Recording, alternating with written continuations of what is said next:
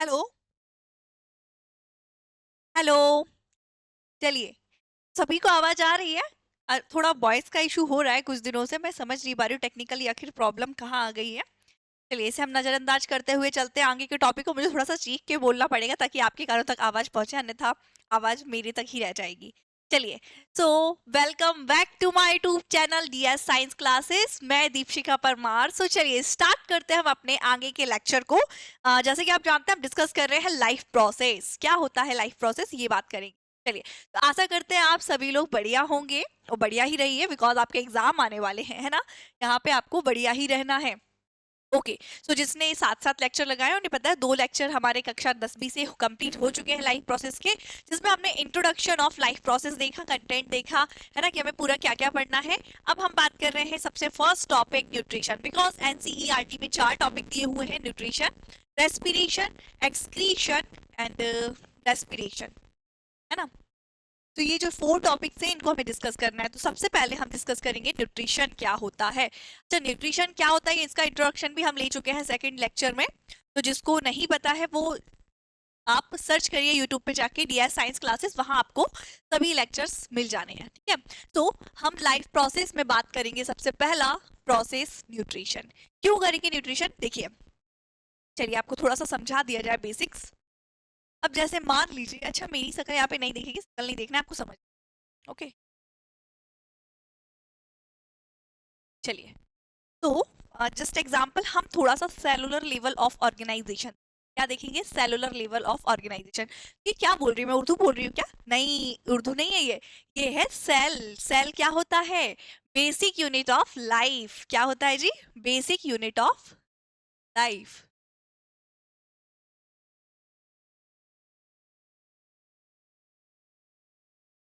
का मतलब क्या हुआ? जैसे आपको घर बनवाना है या कोई मंदिर बनवाना है या कुछ भी, तो इसमें बेसिक यूनिट क्या चाहिए आपको? ईंट चाहिए, ब्रिक चाहिए, है ना। सो ब्रिक क्या है? एक हाउस की बेसिक यूनिट, जिससे मिलकर पूरा हाउस बनता है। सेम एज हमारी बॉडी की, सिर्फ हम नहीं, मतलब सिर्फ इंसान नहीं, जितने भी लिविंग ऑर्गेनिज्म है, इन सब की यूनिट ऑफ लाइफ होती है सेल। क्या होती है जी? सेल। तो सेल क्या हुआ? Unit of life. मतलब ये सेल वही है जिससे मिलकर के हमारी पूरी बॉडी तैयार होने वाली है। तो क्या हम इसे देख सकते हैं आंखों से? बिल्कुल नहीं। तो फिर कैसे देखेंगे? माइक्रोस्कोप के थ्रू। मतलब जो सेल का स्ट्रक्चर होता है वो कैसा होता है? माइक्रोस्कोपिक होता है। तो अब सेल के लेवल पे हम देखेंगे, सेलुलर लेवल ऑफ ऑर्गेनाइजेशन, कि हमारा पूरा जो बॉडी है, शरीर है, कैसे बन गया।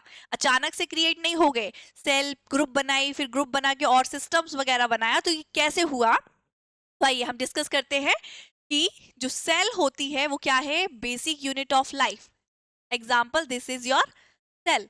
ठीक है। अब एक बात क्या याद रखनी है आपको, जितने भी लिविंग ऑर्गेनिज्म है, चाहे इंसान हो, जानवर हो, प्लांट हो, माइक्रोबैक्टीरिया हो, वायरस हो, एक्सेट्रा, ये सभी किससे मिलकर बनेंगे? सेल से मिलकर बनेंगे, है ना। तो सब याद रखना है, सेल ही सभी को बना रही है। तो cell is a unit of life, या फिर हम बोल सकते हैं cell is a structural and functional unit of life. मतलब सेल क्या है? जो एक ऑर्गेनिज्म को स्ट्रक्चर प्रोवाइड करती है, आकार देती है, और उसके सभी फंक्शंस को करने में, मतलब कार्य को करने में सहायता करती है।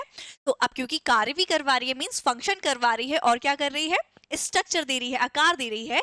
सो हम इसको इसलिए बोलेंगे cell is a structural unit of life and also functional unit of life, या फिर cell is a basic unit of life.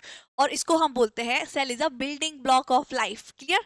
Building block क्यों? क्योंकि ये हमारी पूरी बॉडी को बना रही है। चलिए, इतनी कहानी समझ में आई। अब जैसे मान लीजिए हम बात करेंगे किसकी? Human beings. क्यों? जानवर और हम किसी माइक्रोवायरस की बात क्यों नहीं कर सकते? माइक्रोबैक्टीरिया वायरस क्यों नहीं कर सकते? बिकॉज ये यूनिसेलुलर होते हैं। तब ये यूनिसेलुलर क्या होता है? तो एक कहानी समझिए, जो ऑर्गेनिजम्स होते हैं ये 2 टाइप के होते हैं।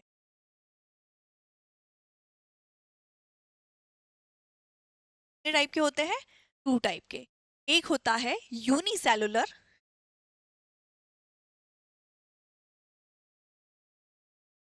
एंड सेकेंड होता है मल्टी सेलुलर। क्या होता है जी? Multi cellular. क्लियर है?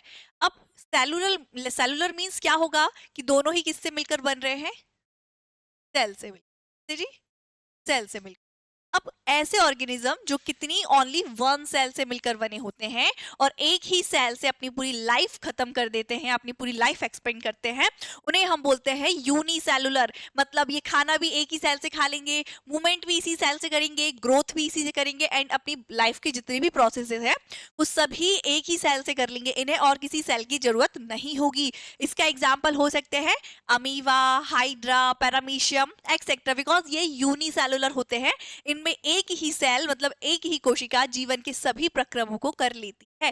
रेस्पिरेशन मतलब श्वसन करती है, पोषण लेती है ना, और एक्सक्रीशन करती है मतलब उत्सर्जन करती है, सभी लाइफ के ऑल प्रोसेसेस करती है ना, जो कि इसके लिए जरूरी है। ओके, सो यूनिसेलुलर मतलब समझ में आया, ऐसे ऑर्गेनिज्म जो सिर्फ एक सेल से मिलकर बने होते हैं। अब एक सेल से मिलकर बने हैं तो अभी हमने पीछे बात की एक सेल मतलब कैसी, कि हम आंखों से देख सकते हैं? बिल्कुल नहीं, ये माइक्रोस्कोपिक होती है। वैसे ही वो ऑर्गेनिज्म जो एक सेल से मिलकर बनते हैं वो कैसे होंगे? Micro organism. इसका मतलब क्या हुआ? जो यूनिसेलुलर ऑर्गेनिजम्स होते हैं वो कैसे होते हैं? माइक्रोस्कोपिक होते हैं, हम इन्हें अपने आंखों से नहीं देख सकते। यार इतनी कहानी समझ में आई। सेकेंड बात करें, दूसरा होता है मल्टी सेलुलर। इसमें ऐसे ऑर्गेनिज्म आते हैं जो वन से ज्यादा मतलब वन से मोर सेल से मिलकर इनका प्रोडक्शन होता है। अब ये ग्रुप ऑफ सेल भी हो सकते हैं या फिर एक स्पेसिफिक ऑर्गन बनाकर भी पूरी बॉडी का फॉर्मेशन कर सकते हैं। क्लियर है? मतलब मल्टी सेलुलर मतलब जिसमें एक से या दो से ज्यादा सेल होंगी, है ना, मोर सेल। क्लियर है? इतनी कहानी समझ में आई आपको?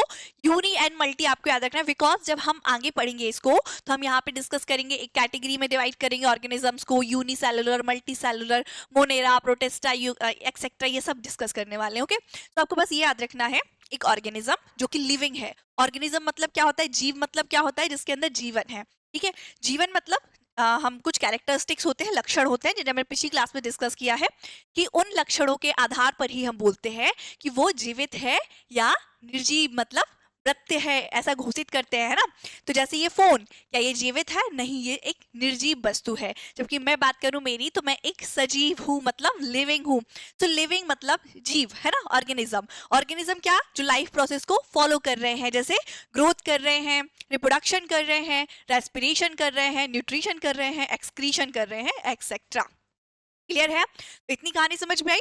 अब उसी के बेस पे जो ऑर्गेनिज्म है हमने टू कैटेगरीज में डिवाइड किया, एक unicellular and second multi cellular. Unicellular वो ऑर्गेनिजम्स होते हैं जिनके अंदर एक सेल ही पूरी बॉडी का फॉर्मेशन कर लेती है, या फिर एक सेल से ही वो अपनी पूरी लाइफ खत्म कर देती है, लाइफ के जितने भी प्रोसेस होते हैं उसे फॉलो करती है। क्लियर?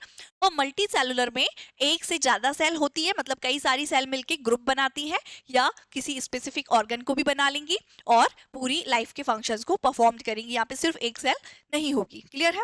अब भाई मल्टी सेलुलर मतलब ऐसा नहीं है कि हाई एडवांस, है ना, यहाँ पे जितने भी ऑर्गेनिज्म होंगे सबकी नाक कान आंख मुंह सब होगा।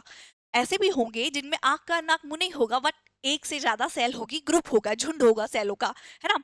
तो अब ये कैसे होता है, तो इसको समझने के लिए हम देखेंगे क्या, सेलुलर लेवल ऑफ ऑर्गेनाइजेशन, इसे अभी हम डिस्कस करने वाले थे। अच्छा बॉयज, जहां भी दिक्कत कर दे प्लीज आप मुझे बता दीजिएगा, क्योंकि मैं बार बार नहीं देख पाऊंगी, नहीं तो डिस्ट्रैक्ट हो जाते हैं, फिर मजा नहीं आता थोड़ा सा, है ना, फ्लो बिगड़ जाता है। ओके, हाँ, तो हम क्या बात कर रहे हैं? सेलुलर लेवल ऑफ ऑर्गेनाइजेशन, जिसमें हमने क्या देखा? सेल। क्या देखा? सेल, जो कि क्या है? Unit of life, unit of life. Clear है? अब ये जो सेल है पूरी बॉडी बनाने वाली है, इसलिए तो हम इसे यूनिट ऑफ लाइफ बोल रहे हैं या बेसिक यूनिट ऑफ लाइफ बोल रहे हैं। तो एक सेल कभी पूरी बॉडी को, कभी तो नहीं बोलूंगी, हाँ, पर हमारी अगर बात करें किसकी, ह्यूमंस की, इसकी अभी बना लेंगे हम, ठीक है। तो उनकी पूरी बॉडी एक सेल से मिलकर नहीं बनती, बहुत सारी सेल, करोड़ों मिलियन सेल से मिलकर एक ऑर्गन बनेगा, और कई सारे ऑर्गन मिलकर पूरी बॉडी बनाते हैं, है ना। अब ये कैसे बनता है तो ये हम देख लेते हैं, और इसी को हम बोलते हैं सेलुलर लेवल ऑफ ऑर्गेनाइजेशन। अच्छा आप बोलेंगे ये क्यों समझ रहे हैं? बिकॉज ये बेस बनाने के लिए बहुत जरूरी है, ताकि आपको न्यूट्रिशन, एक्सक्रीशन, रेस्पिरेशन, ये सब कुछ इजीली समझ में आ पाए, है ना, ताकि फील आना चाहिए भाई आप बायो पढ़ रहे हैं। चलिए, तो ये क्या है? हमारी ओनली वन सेल। अब ये सेल क्योंकि अकेले कुछ नहीं कर पाएगी, जैसे कि आपने देखा है हम घर बनवाते हैं, तो क्या सिर्फ हम एक ईंट लेके आते हैं, एक ईंट से हमारा पूरा घर तैयार हो जाता है क्या? बिल्कुल नहीं। जब हम ईंट बहुत सारी लेते हैं, सीमेंट लेते हैं और सबको कंबाइन करके, मींस ईंट अपना ग्रुप बना बना के एक दीवार खड़ी करती है। फिर एक दीवार से, क्योंकि घर नहीं बनता, तो आपस में 4 दीवार, ऊपर से एक छत तैयार होती, तब जाके एक रूम तैयार होता है।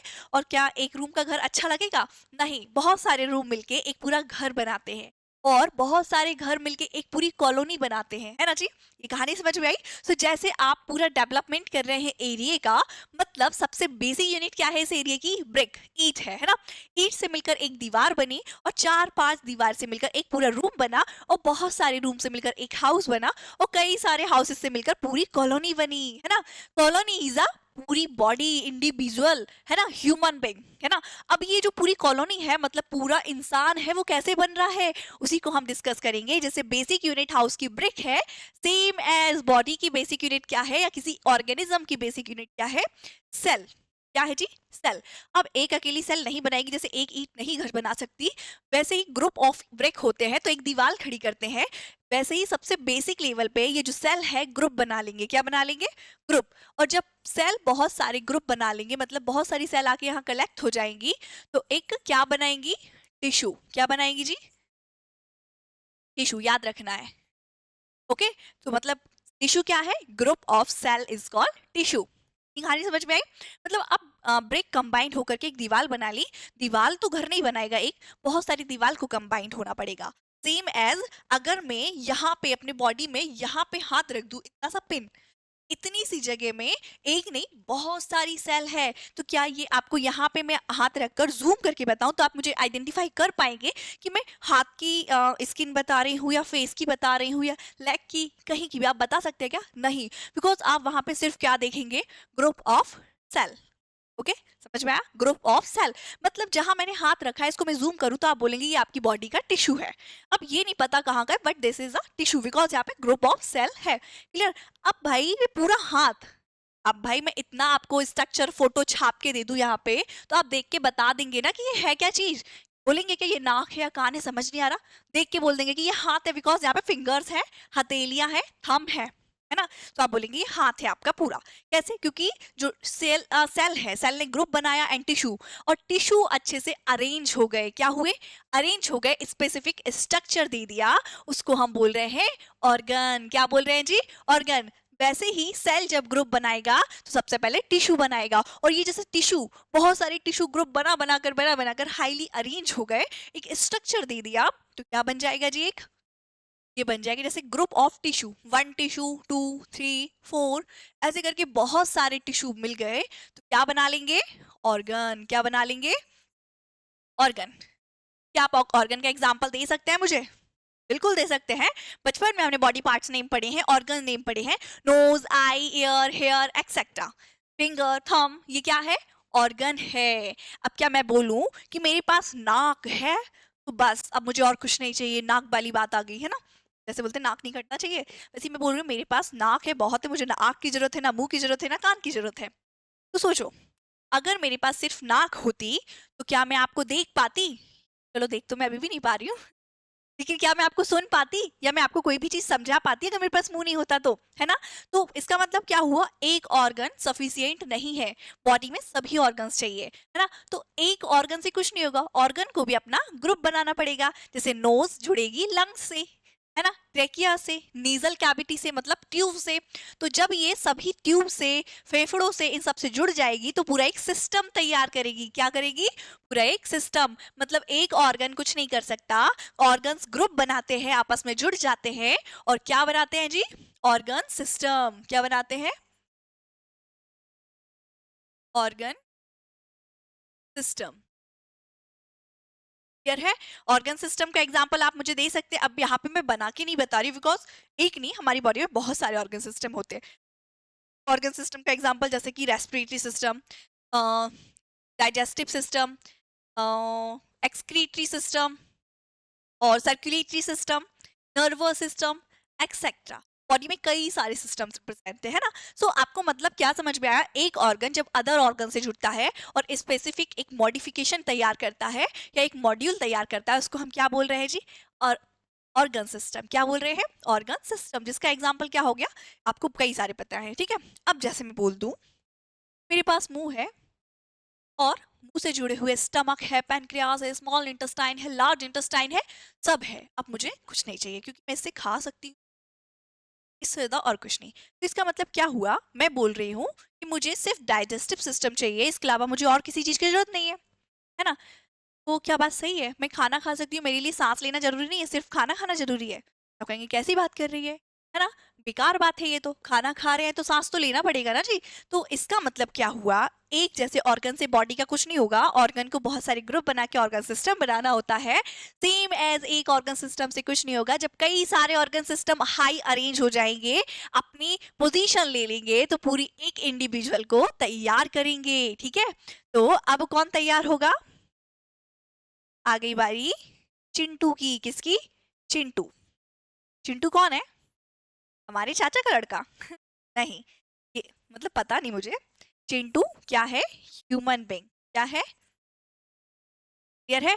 तो ये चिंटू का क्रिएशन कैसे हुआ, चिंटू के अंदर आई है, नोज है, एयर है, मैंने नहीं बनाया, बात क्या, कोई बात नहीं, टकलू बना दिया, चलो ये लो। ठीक है, चिंटू के सर पे बाल है, आंख है, नोज है, लिप्स है, ईयर है ना, फिंगर है, तो सभी ऑर्गन्स प्रेजेंट है। ये कैसे आए, तो बेसिक यूनिट ऑफ लाइफ कहें किसकी, चिंटू की, तो वो क्या है, सेल। और सेल जब ग्रुप बनाई तो क्या बना, टिश्यू।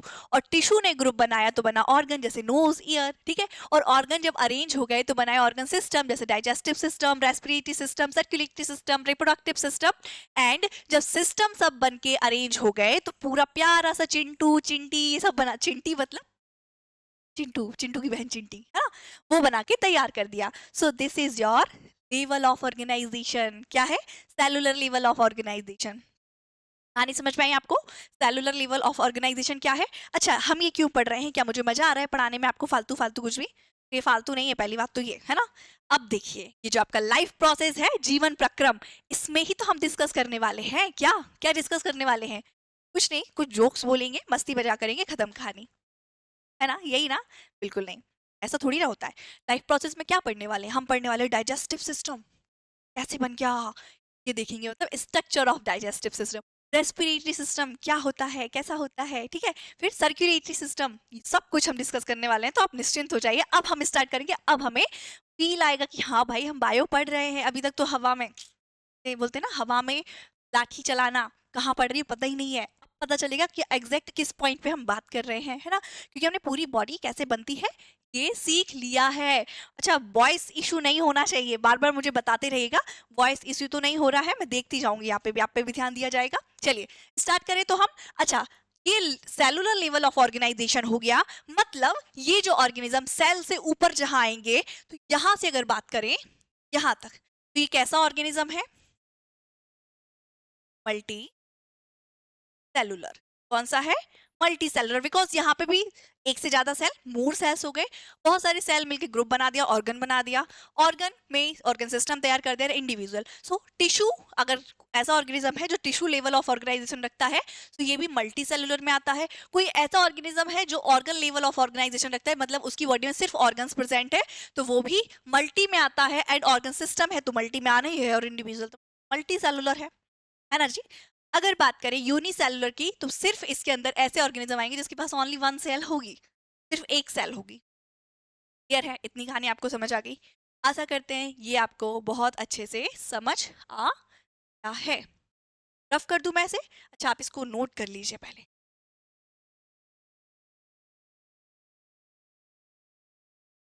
चलिए, अब रफ कर दिया जाए, है ना, अब हमें फील आएगा आगे पढ़ने में। ओके, सो ये हम ऑलरेडी देख चुके हैं। अब हम सबसे पहले इसमें डिस्कस करेंगे न्यूट्रिशन। न्यूट्रिशन क्यों डिस्कस करना है हमें पहले, बिकॉज हम इसमें देखेंगे रेस्पिरेटरी सिस्टम, सॉरी सबसे पहले देखेंगे हम इसमें डाइजेस्टिव सिस्टम, इसलिए हम न्यूट्रिशन देखेंगे। अब न्यूट्रिशन क्यों देखना है, सबसे पहले हम ये बात, क्योंकि न्यूट्रिशन से ही रिलेटेड है हमारा रेस्पिरेशन, ट्रांसपोर्टेशन, एक्सक्रीशन। जी, चलिए थोड़ा सा आपको रिव्यू दे दिया जाए इसका भी, आप थोड़ा सा ध्यान से समझिए। क्या समझिए, हम बात करेंगे इसकी न्यूट्रिशन की। आप बचपन से देखते हैं किसी हॉस्पिटल में जाएं तो आप एक पूरा तंत्र देखते हैं, पाचन तंत्र जिसे बोलते हैं। डॉक्टर बार बार आपको बोलता है, किसी बच्चे को कोई भी दिक्कत हो जाती है तो बोलते हैं कि बेटा देखो आप ये वाला खाना खाओ, आपके स्टमक के लिए जरूरी है। तो ये आपने पूरा स्ट्रक्चर देखा हुआ है ना। तो अगर हम बनाए क्या पूरा अपना डाइजेस्टिव सिस्टम, हालांकि डिटेल में हम अभी आगे डिस्कस करेंगे, आपको थोड़ा सा फील यहाँ पे बता रही हूँ।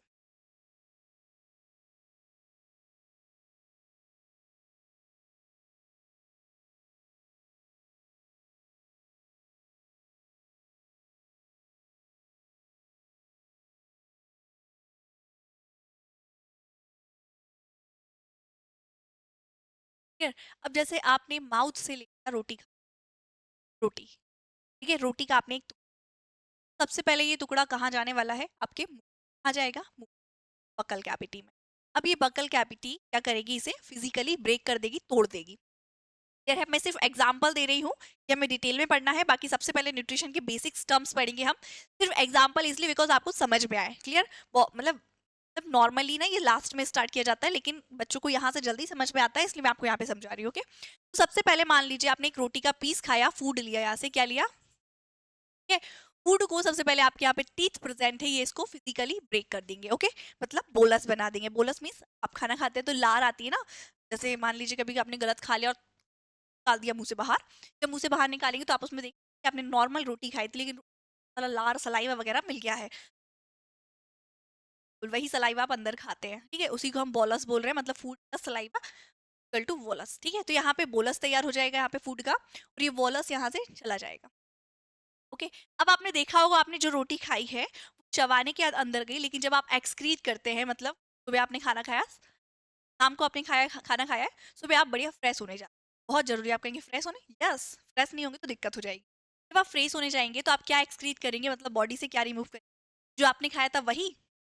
आप कहेंगे जो मैंने खाया ये वैसा नहीं दिखता है, मतलब कुछ चेंजेस है। चेंजेस मतलब जो भी आवश्यक चीजें थी, इंपॉर्टेंट था, यहाँ से क्या हो गया है, एब्जॉर्ब, बचा हुआ कचरा को बाहर निकाल। क्लियर है, तो मतलब न्यूट्रिशन हम सबसे पहले इसलिए पढ़ेंगे ताकि हम देखें कि एक फूड कैसे डाइजेस्ट हो रहा है। अब फूड को डाइजेस्ट के लिए जैसे आपके दांत हेल्प कर रहे हैं फिजिकली तोड़ने में, वैसे ही आपके फूड को डाइजेस्ट करने के लिए रिक्वायर्ड होती है ऑक्सीजन की, किसकी, ऑक्सीजन। और ये बॉडी में ऑक्सीजन की क्यों आती है, बिकॉज हम सेल रिएक्शन पढ़ेंगे या एनर्जी रिएक्शन, जिसमें हम देखेंगे ग्लूकोज मतलब फूड, ऑक्सीजन एंड वाटर तीनों मिलके क्या बनाते हैं, एटीपी, एनर्जी बोलते हैं, और बेस्ट निकालते हैं CO2। क्लियर है, सो खाने के लिए अब क्योंकि ये पूरी बॉडी हमारी सेल से मिलकर बनी है, सेल की हर एक ऑर्गन को ऑक्सीजन चाहिए, क्या चाहिए जी, ऑक्सीजन चाहिए और ग्लूकोज। तो आपने ये जो खाना खाया है ये हर एक सेल तक कैसे जाए, मतलब ये ग्लूकोज हर एक सेल तक कैसे जाए, तो हमारे यहाँ पेन होता है एक चिट्ठी को एक जगह से दूसरी जगह ले जाने के लिए, वैसे यहाँ पे सर्कुलेटरी सिस्टम हम डिस्कस करेंगे, ब्लड देखेंगे, ब्लड का मेन फंक्शन होता है जो फूड है, जो गैसेस है, उन्हें एक जगह से उठाकर दूसरी जगह पर लेके जाना। हर एक सेल को फूड कौन सप्लाई करेगा, ब्लड, मतलब सर्कुलेटरी सिस्टम, तो वो हम देखेंगे। लेकिन अगर हम बात करें सेकेंड टॉपिक न्यूट्रिशन की बात, क्या आता है, रेस्पिरेशन। तो हमने क्या देखा, ग्लूकोज तो आपको फूड से मिल गया, ओके, मिल गया। अब क्या आपको चाहिए, ऑक्सीजन, तो ऑक्सीजन कैसे मिलेगा, सांस लेंगे जब आप। अच्छा, बच्चे समझते हैं रेस्पिरेशन का मतलब होता है सिर्फ सांस लेना, अगर आपकी लैंग्वेज में बोले तो आप सही समझते हैं, सांस लेना होता है, लेकिन रियल लैंग्वेज में बोले तो रेस्पिरेशन मतलब होता है ब्रेक डाउन, किसका, फूड का ब्रेक डाउन केमिकल फॉर्म में। मतलब जैसे जब आप ऑक्सीजन लेते हैं, मतलब सांस लेते हैं, तो सांस में आप ऑक्सीजन ही ले रहे हैं, O2 है ना, O2 जब आप लेते हैं और ये O2 जाती है आपकी बॉडी की सेल तक, और ये O2 फूड को ब्रेक करके एनर्जी को बनाने में हेल्प करती है। सो इसलिए हम क्या बोल रहे हैं, रेस्पिरेशन क्या है, रिएक्शन है। सो ऑक्सीजन ले रहे हैं आप, क्या है समझ में आ गया आपको, क्लियर। तो मतलब आपको समझ में आया न्यूट्रिशन क्या, आपको रेस्पिरेशन पढ़ना है, सांस लेना मतलब लंग्स, रेस्पिरेशन, क्योंकि न्यूट्रिशन के लिए जरूरी है ऑक्सीजन, पोषण। जब न्यूट्रिशन क्या है, अच्छा बच्चे इस चीजें बहुत कंफ्यूज होते हैं, न्यूट्रिशन एंड न्यूट्री, है ना। जैसे मान लीजिए मैंने एक दाल ले ली, दाल, अगर मैं जो दाल है वो खा रही हूँ, अगर मैं बात करूँ तो हाई वैल्यू है प्रोटीन, तो प्रोटीन इज अ न्यूट्री, क्या है ये, न्यूट्रियर। और न्यूट्रिशन क्या है, उस प्रोटीन को पूरा डाइजेस्ट करने का प्रोसेस न्यूट्रिशन है। क्लियर, तो न्यूट्रिएंट एंड न्यूट्रिशन में डिफरेंसेस याद रखने हैं आपको। न्यूट्रिएंट वो जिसको आप पर्टिकुलर ले रहे हैं, और उस न्यूट्रिएंट को ब्रेक करने में जो हेल्प कर रहा है, या फिर वो पूरा ब्रेक हो रहा है, डाइजेस्ट हो रहा है, उस पूरी प्रोसेस को हम न्यूट्रिशन बोल है। कहानी समझ में आई आपको, क्लियर है। अब आपने ग्लूकोज ले लिया, ऑक्सीजन आपको रेस्पिरेशन के थ्रू मिल गई, आपने खाना खा लिया, जो जो आपकी बॉडी को चाहिए था आपने रख लिया, ओके। रखने के बाद जो भी वेस्ट निकालोगे, घर से बाहर निकालोगे ना, मतलब बॉडी से बाहर फेंकोगे, बाहर कैसे फेंकते हैं उसे समझने के लिए हम पढ़ेंगे एक्सक्रीशन। सो एक्सक्रीशन मतलब होता है बॉडी से वेस्ट को रिमूव करना, क्लियर है? सो ये तीनों चारों चीज कैसे एक दूसरे से कनेक्ट है या इंटर रिलेट कर रही है, ये समझ में आ गया। तो अब आपको कहानी समझ में आएगी कि ये 4 टॉपिक्स हम किस ऑर्डर में पढ़ेंगे, असेंडिंग या डिसेंडिंग, किस ऑर्डर में पढ़ना उचित है। सबसे पहले हम न्यूट्रिशन पढ़ेंगे कि आखिर खाना हम कैसे खाते हैं। न्यूट्रिशन का मतलब क्या होता है, सिर्फ खाना खाना है ना, बिल्कुल नहीं, क्या होता है अभी हम आगे डिस्कस करेंगे। ओके, फिर हम देखेंगे रेस्पिरेशन क्या होता है, मतलब सांस लेना कैसे लेते हैं, पता है सांस लेना होता है लेकिन कैसे लेते हैं। एंड पढ़ेंगे हम ट्रांसपोर्टेशन। ट्रांसपोर्टेशन मतलब ट्रांसफर करना, बोलते हैं ना, ये ट्रांसपोर्टेशन का काम करते हैं, मतलब सामान को लेके जाते हैं एक जगह से दूसरी जगह। वैसे ही जो आपने खाना खाया है ना, वो सेल तक कैसे जाएगा, एनर्जी बनी वो हर एक सेल तक या बॉडी ऑर्गन तक कैसे आएगी, तो वो फंक्शन करेगा ट्रांसपोर्टेशन का मतलब, उसको एक जगह से दूसरी जगह ले जाना, ऑक्सीजन को प्रोवाइड करना। तो ये फंक्शन है ट्रांसपोर्टेशन का, जिसमें हम सर्कुलेटरी सिस्टम पढ़ेंगे। एंड फिर पढ़ेंगे हम लास्ट टॉपिक एक्सक्रीशन। ये थोड़ा सा लेंदी टॉपिक है या चैप्टर है, लेकिन मजा आने वाला है, बने रहिए साथ में, है ना। चलिए स्टार्ट करते हैं फटाक से। आज हमें न्यूट्रिशन को अब कंप्लीट करना है ना। ये ऐसा लग रहा है बार बार जैसे वॉइस इशू हो रहा है आपका कोई। चलिए मजा आ रहा है फिलहाल। चलिए ये हमारी कहानी हो गई थी, लाइफ क्या है, लिविंग कैसे आइडेंटिफाई करते हैं और नॉन लिविंग कैसे आइडेंटिफाई करते हैं। अच्छा, एक कहानी आप यहाँ पे समझिए। तो क्या आपको पिछले अध्याय में या पिछले लेक्चर में समझाया गया था कि जो लाइफ है मतलब जीवन है उसे कैसे आइडेंटिफाई करें, तो आपने बोला कुछ ऐसे लक्षण होते हैं, कैरेक्टरिस्टिक्स होते हैं जिसके बेस पे हम बोल सकते हैं कि है नॉन लिविंग। उन कैरेक्टर्स में से पहला आता है गति, दूसरा आता है रेस्पिरेशन, तीसरा आता है संवेदनशीलता, चौथा आता है वृद्धि, जनन, उत्सर्जन एंड पोषण। ये लक्षण है कि भाई कोई चीज जीवित है। अगर भाई ये सभी कैरेक्टर इस फोन में है प्रोवाइड दिख रहे हैं मुझे, तो मैं बोल दूंगी ये फोन। बट फोन के अंदर क्या खुद से मूवमेंट होता है, फोन ग्रोथ करता है, या फिर फोन के अंदर रिप्रोडक्शन देखने को मिलता है, न्यूट्रिशन लेता है, तो फोन नॉन लिविंग। क्लियर है? अब आपको एक कहानी ये समझनी है, जो कैरेक्टरिस्टिक्स होते हैं लिविंग को आइडेंटिफाई करने के, टू टाइप के होते हैं। टाइप के जी, टाइप के कौन कौन से, ये देखिए। क्या कैरेक्टरिस्टिक्स की बात करें,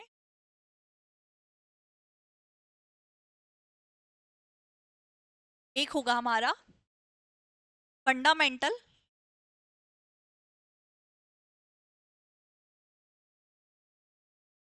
दूसरा होगा डिफाइनिंग। क्लियर है? अब ये फंडामेंटल क्या होता है, डिफाइनिंग क्या होता है, एक्सेप्शन इंक्लूड, और यहाँ पे नो एक्सेप्शन। क्लियर है? इसका मतलब क्या हुआ, क्या मतलब, ठीक है ये समझ में आ गया, जिसमें एक्सेप्शन है फंडामेंटल, जो डिफाइनिंग है जिसमें एक्सेप्शन है। तो अभी इसका मतलब कैसे समझू मैं, तो देखिए, जैसा अभी मैंने आपको बताया कि एक लिविंग का कैरेक्टरिस्टिक है ग्रोथ करना, रिप्रोडक्शन करना, न्यूट्रिशन लेना, और और क्या करना, और क्या करना, रेस्पिरेशन करना, एक्सक्रीट, सारे लक्षण है। लेकिन अगर जैसे मान लो मैं अगर बोलूं कि कोई ऐसी चीज है जो नॉन लिविंग है बट ग्रोथ, कैसे, या फिर मैं बोलूं ये लिविंग है बट इसके अंदर रिप्रोडक्शन नहीं, इसका मतलब क्या हुआ, फंडामेंटल और डिफाइनिंग का मतलब ये है ऐसे लक्षण जिनका होना एक जीवित वस्तु के अंदर अनिवार्य है।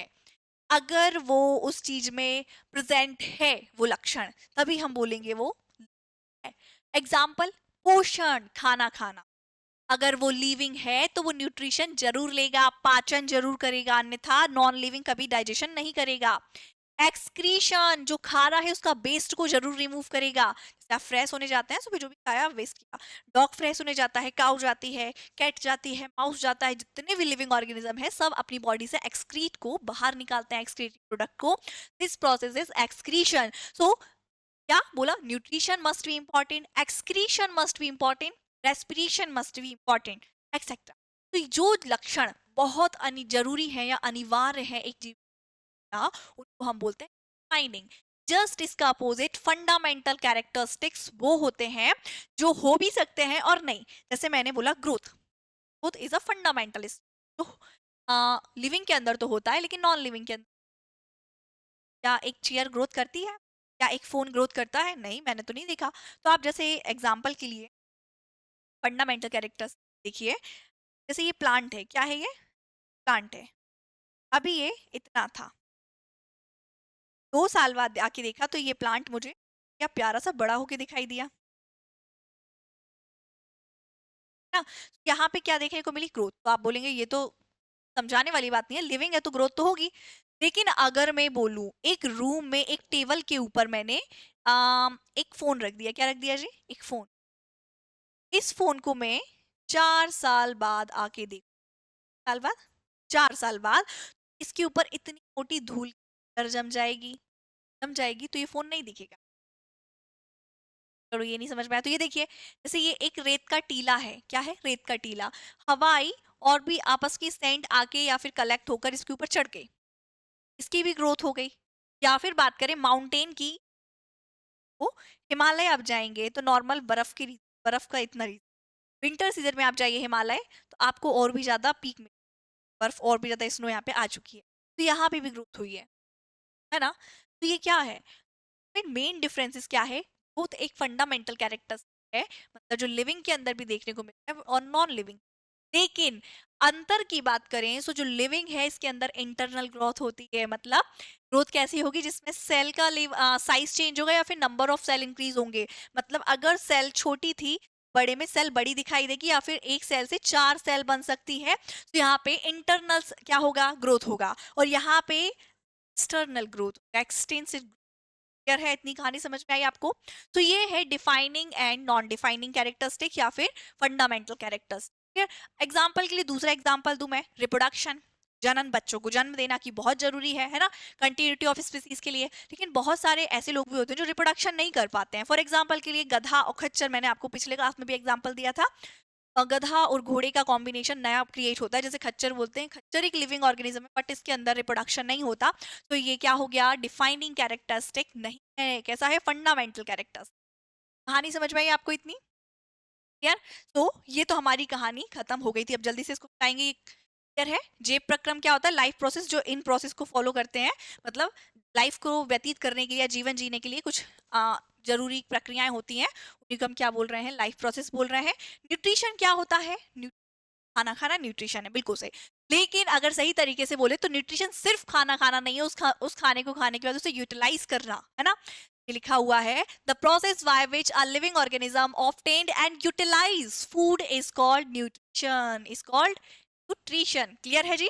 चलिए, वह प्रक्रिया जिसके द्वारा कोई जीव जीव भोजन प्राप्त करता है और उसका उपयोग, यूज करता है, उसे यूटिलाइज करता है, उसी को हम क्या बोलते हैं, न्यूट्रिशन। क्लियर है, समझ में आया। अब न्यूट्रिशन को थोड़ा सा और अंदर गहराई में जाके देख लिए हैं, हम नहीं डिस्कस करेंगे, पिछली क्लास में हम देख चुके हैं इसको कि न्यूट्रिशन क्या है। चलिए फिर भी बता देती हूँ मैं। Nutrition is the process of taking in food and converting into energy. क्या है न्यूट्रिशन, फूड को लेकर उसे एनर्जी में कन्वर्ट करने का process, and other vital nutrition required for life. In the process of nutrition organism utilise nutrition like the mean is carbohydrate, fat, protein, vitamin, minerals etcetera. Clear है, मतलब पोषण क्या है, भोजन को ग्रहण करने और उसे ऊर्जा तथा जीवन के लिए आवश्यक अन्य महत्वपूर्ण पोषक तत्वों में परिवर्तित करने की प्रक्रिया है, मतलब चेंज करने की, है ना। पोषण की क्रिया में जीव पोषक तत्वों का उपयोग करते हैं और मुख्य पोषक तत्व होते हैं हमारे carbohydrate, fat, protein, vitamin etcetera. यार है जी, ओके। अच्छा मुझे प्यास लग रही है, मुझे कोई बात नहीं। Other organism utilize complex substance, और जो ऑर्गेनिज्म होते हैं कॉम्प्लेक्स सब्सटेंस को यूटिलाइज करने क्या करते हैं, मतलब कॉम्प्लेक्स को सिंपलेस्ट फॉर्म में चेंज करेंगे, ब्रेक करेंगे एक एंजाइम की help. So this complex substance have to be broke down into simple ones before they can be used for the upkeep and growth of the body. To achieve this, organisms use biocatalyst called enzymes. Clear है, enzymes क्या होते हैं समझ में आ गया। तो एक complex food को ब्रेक कर रहे हैं सिंपल डाउन, सिंपल फॉर्म में, हम एंजाइम कैटलिस्ट। जिस भोजन का उपयोग हम ऊर्जा के लिए करते हैं, जटिल पदार्थ को सरल पदार्थ में खंडित करना अनिवार्य होता है, बिल्कुल जरूरी है, इसके बिना हम नहीं डाइजेशन कर पाएंगे, ताकि ये जीवन के समारक्षक मतलब उपयोगी तथा युक्त हो सके। इसे प्राप्त करने के लिए जीव जैविक उत्प्रेरक का प्रयोग करते हैं, जिसे हम एंजाइम बोलते हैं। इतने समझ आई। चलिए अब हम बात करें मोड ऑफ न्यूट्रिशन। सो अगर मोड ऑफ न्यूट्रिशन को देखें तो न्यूट्रिशन मेनली 2 टाइप का होता है। एक होता है ऑटोट्रॉपिक न्यूट्रिशन, दूसरा होता है heterotrophic nutrition. Clear? Autotrophic nutrition अगर हम शॉर्ट वे में होता है वो न्यूट्रिशन जिसमें एक ऑर्गेनिज्म किसी के ऊपर डिपेंड नहीं करेगा, ठीक है? वो अपना खाना खुद से बनाएगा, चाहे उसका फ्रेंड हो, चाहे बेस्ट फ्रेंड हो, मम्मी हो, पापा हो, कोई भी हो, वो उसके ऊपर डिपेंड। प्लांट की मदर, प्लांट बड़ा वाला प्लांट, वो अपनी मदर पे डिपेंड नहीं करेगा। मम्मी आएगी तो खाना देगी, सनलाइट आएगी वो अपने आप से खाना बना लेगी, है ना? अगर बात करें हेटरोट्रॉपिक की तो ये ऐसा ऑर्गेनिज्म है जो डिपेंड ही करने वाले हैं, खुद से खाना नहीं बना। आप बोलोगे "बिल, मैं तो ऑटोट्रॉप हूँ, मतलब मैं अपना खाना खुद से बना", तो आप गलत सोच रहे हैं। आप हेटरोट्रॉपिक है बिकॉज आप प्लांट्स पे डिपेंड करते हैं। प्लांट जब तक प्रोडक्शन नहीं करेगा फ्रूट का या फूड का, आप खाना नहीं बना सकते। कभी कभी जो दिखता है वो नहीं समझ में आ गया आपको? चलिए, तो ऑटोट्रॉप और हेटेरोट्रॉप को हम डिटेल में पढ़ेंगे। हेटेरोट्रॉप की टाइप्स देखेंगे हम, होलोजोइक, पैरासिटिक एंड सेप्रोजोइक। क्या होते हैं ये? अभी क्लियर है? ऑटोट्रॉप में हम देखेंगे एक सिंथेटिक ऑटोट्रॉपिक न्यूट्रिशन, एक फोटोसिंथेसिस। क्लियर? अब सबसे पहले हम बात करेंगे ऑटोट्रॉपिक न्यूट्रिशन की। हम स्वपोषी पोषण बोलते हैं। आपको समझ में तो आ गया है स्वपोषी पोषण क्या है? ऐसा पोषण जिसमें कोई भी ऑर्गेनिज्म और के ऊपर डिपेंड नहीं करता, खुद अपना खाना बनाता है। क्लियर? सो वही यहाँ पे आपको सुंदर तरीके से लिखा हुआ है। क्लियर है? ये एनर्जी रिएक्शन है फूड के अंदर चलने, प्लांट के अंदर चलने वाली, जो कि ऑटोट्रॉपिक न्यूट्रिशन को रिप्रेजेंट कर। क्लियर है? क्या होता है ऑटोट्रॉपिक न्यूट्रिशन? ऐसा न्यूट्रिशन जिसमें कोई भी ऑर्गेनिज्म और के ऊपर डिपेंड नहीं करेगा, अपना खाना खुद से बनाएगा। का एग्जांपल है फोटोसिंथेसिस, जो कि प्लांट करते हैं, ये खुद से अपना खाना बनाते हैं। मतलब इन्वायरमेंटल में जो भी चीज प्रेजेंट होती है, जैसे CO2, water and sunlight, chlorophyll, इनका यूज करके एनर्जी बनाते हैं, अपना खाना बनाते हैं, स्टोर कर लेते हैं, जब जरूरत पड़ती है तो खा लेते हैं। क्लियर है? चलिए, इस एनसीईआरटी को कुछ लाइंस को हम पढ़ लेते हैं ताकि आपको समझ आ जाए। Autotrophic carbon and energy requirement of the autotrophic organism are fulfilled by photosynthesis। इसका मतलब समझ में आया? कार्बन की carbon and energy requirement, energy के लिए रिक्वायरमेंट होती है कार्बन, मतलब कार्बन डाइऑक्साइड एंड वाटर वगैरह की, जो मतलब इन्वायरमेंटल कंडीशंस में प्रेजेंट है। इन सब चीजों को भी वो यूज करने वाले हैं। वाटर हो गया, कार्बन डाइऑक्साइड हो गया, सनलाइट हो गई, है ना? इन्हें किसी और से कुछ मांगने की जरूरत नहीं है। वही लिखा है, carbon and energy requirement of the autotrophic organism are fulfilled by photosynthesis. It is the process by which autotrophs takes in substance from the outside and convert them into stored form of energy. This material is taken in the form of carbon dioxide. किस form में लेंगे ये? Carbon dioxide के form में, and water which is converted into carbohydrates, जैसे वो carbohydrates के form में। देखो क्या बोलना चाह रहे हैं, जो भी इन्वायरमेंट में प्रेजेंट है, CO2 मतलब कार्बन डाइऑक्साइड एंड वाटर, इसको लेंगे और इसे कन्वर्ट कर लेंगे कार्बोहाइड्रेट के फॉर्म में। कार्बोहाइड्रेट्स के फॉर्म में, in the presence of sunlight. किसके प्रेजेंस में? सनलाइट एंड क्लोरोफिल के प्रेजेंट में। मतलब ये अगर एक प्लांट है, सो प्लांट कैसे अपना खाना बनाएगा? प्लांट क्या करेगा? इन्वायरमेंट से लेगा कार्बन डाइऑक्साइड मतलब CO2, एंड हमने जो पानी दिया वो अपने रूट से ले लेगा। सनलाइट को एब्जॉर्ब करेगा, किसकी हेल्प से? क्लोरोफिल की हेल्प से, और एब्जॉर्ब करके अपना फूड बना लेगा, मतलब ग्लूकोज C6H12O6 बनाएगा, और वेस्ट रिमूव करेगा, ऑक्सीजन, जिसे हम जल्दी से ले लेंगे। क्लियर है?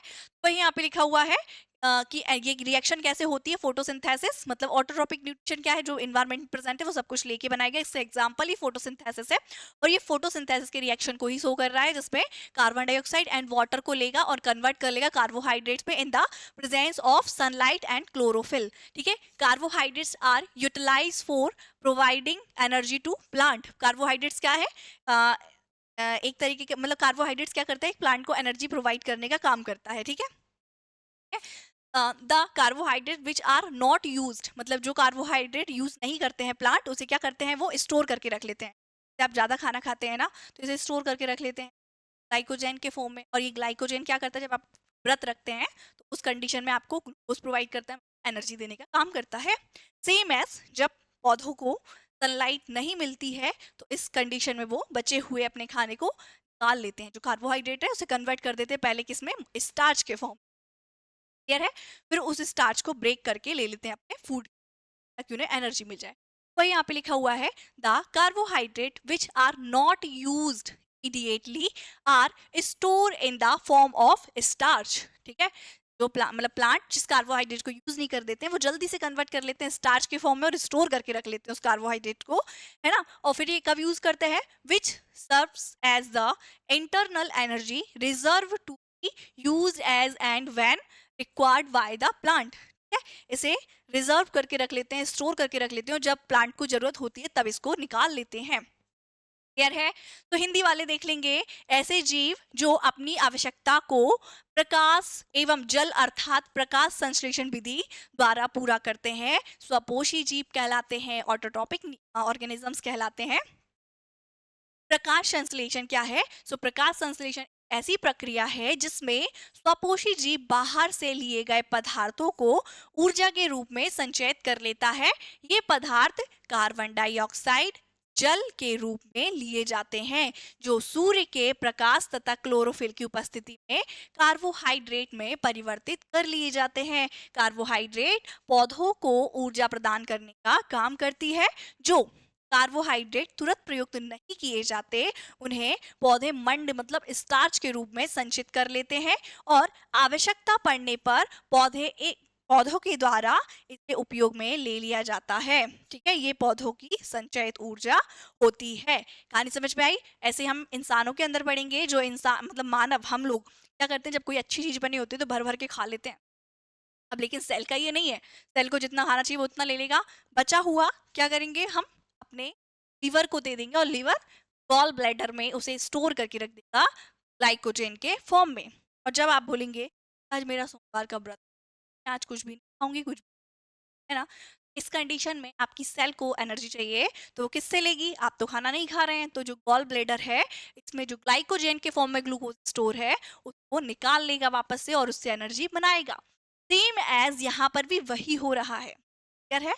क्या बोला, ऑटोट्रॉपिक न्यूट्रिशन क्या है, सो मतलब फोटो स्वपोषी पोषण क्या है, जिसमें ऐसे जीव जो पोषण के लिए किसी और पर निर्भर नहीं करते, खुद ही पोषण ले लेते हैं, जो कि इन्वायरमेंट पे प्रेजेंट है, हम बोलते हैं स्वपोषी या ऑटोट्रॉपिक न्यूट्रिशन। का एग्जांपल है प्रकाश संश्लेषण मतलब फोटोसिंथेसिस। फोटोसिंथेसिस क्या होती है, जिसमें एक प्लांट क्या करता है, CO2 और पानी को लेकर के इसे कन्वर्ट कर लेता है कार्बोहाइड्रेट में, किसकी उपस्थिति में, सनलाइट और क्लोरोफिल। क्लोरोफिल क्या करती है, सनलाइट को स्टोर करने का, है ना, सनलाइट को एब्जॉर्प्शन के लिए हेल्प करती है। तो ये है पूरा हमारा फोटोसिंथेसिस। वही रिएक्शन यहाँ पे लिखा हुआ है, CO2 जो कि प्रेजेंट होती है और वाटर भी मिल जाता है क्लोरोफिल एंड सनलाइट की प्रेजेंस में, ये बना लेते हैं C6H12O6, जिसे हम क्या बोलते हैं जी, क्या बोलते हैं, ग्लूकोज, और ऑक्सीजन रिलीज करते हैं एंड H2O, क्लियर है। तो इतनी कहानी आपको याद रखनी है। आज के लिए हम इतना ही समाप्त करते हैं, लंबा लेक्चर हो गया है, फिर यहाँ पे बैटरी भी डाउन होने लगी है। चलिए, तो उम्मीद करते हैं आपको आज का लेक्चर समझ में आया होगा। So thank you so much watching my video, धन्यवाद, और इसी प्रकार हमारे साथ बने रहिए।